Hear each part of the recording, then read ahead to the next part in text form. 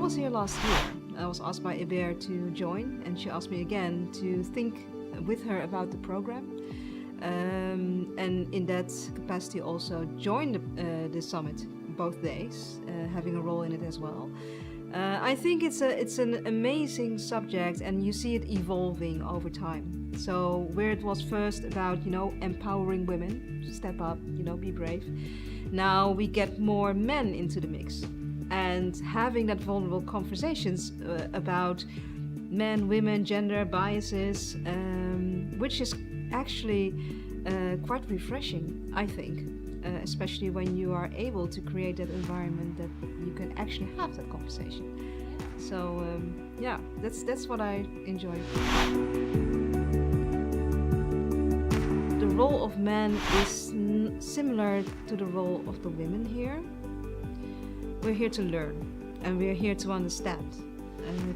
Creating awareness is something, it has been said many times, create awareness, but it starts with awareness. So you can actually follow up that with actions. So I always use the example of my own family, is that my husband is like Jeff told, a default white man. He ticks all the default white man boxes. And because we're together, his idea of what it is to be a woman in a man's world and the challenges that we face is something that he's quite aware of it now. And that the result is that his actions changed. And also, when he's hiring people within his company, he's thinking really about, okay, so are there any biases here? Do I need to step back and, what is actually happening here? So I'm not hiring, copies of myself. So that's interesting. And because he has been confronted with my challenges as a woman in a man's world, working in technology, being a colored woman there as well, for him it's been really becoming clear that it's not a given. So I hope within the summit, bringing men and women together, having that conversation about, do you realize what we're facing, as the other way around? Because do we realize what men are facing as challenges in this new era? Hopefully we can bring it all together and have that conversation.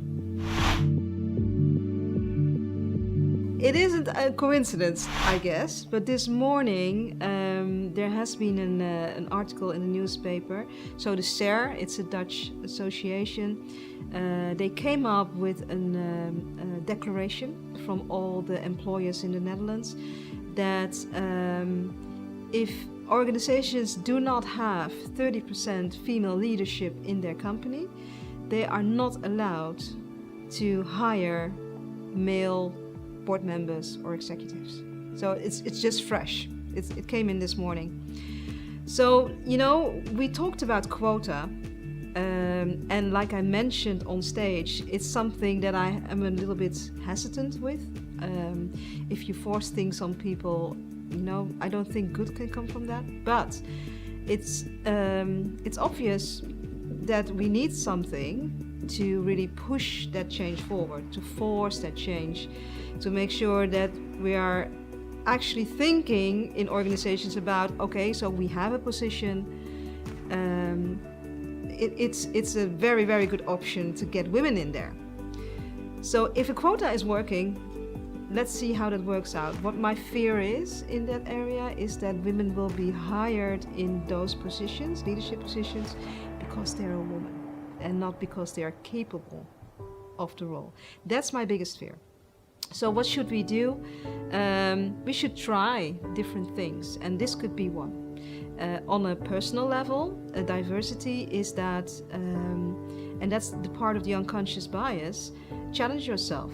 If you are working with men or women or maybe different ethnicities or age, challenge yourself regarding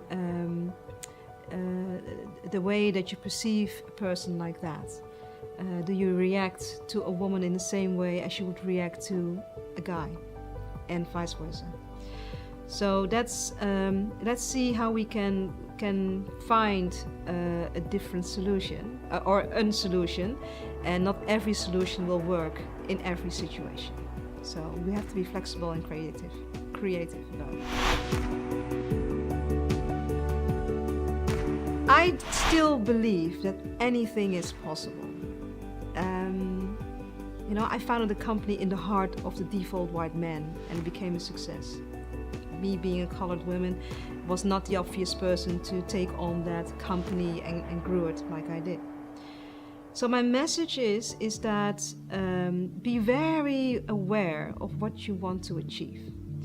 Do you want that board position? And if you want that board position, are you aware of the work and the sacrifice and the time commitment that it will take to get you there? That's one. Of course, we need to overcome the biases and the diversity challenges and everything else, but it starts with you as a person. So I do believe that yes, we are facing challenges in a diversity discussion, but also look inside and decide what's holding you back to climb that corporate ladder. For me, in coaching, but also in mentoring, it also starts with you as a person. What are you willing to do to get there? We have to play by the rules of the system that is currently in place, and that system isn't favorable of women. But the system is there. Do we need to change the system? Yes, but we can't do it overnight. So if you know the rules and you know what you need to get there, are you willing to put in all the work? I think that's the first question. So my advice would be, be really, really honest about where you want to go, what you would like to achieve, and if you are willing to put in all the sacrifice and work. That's it.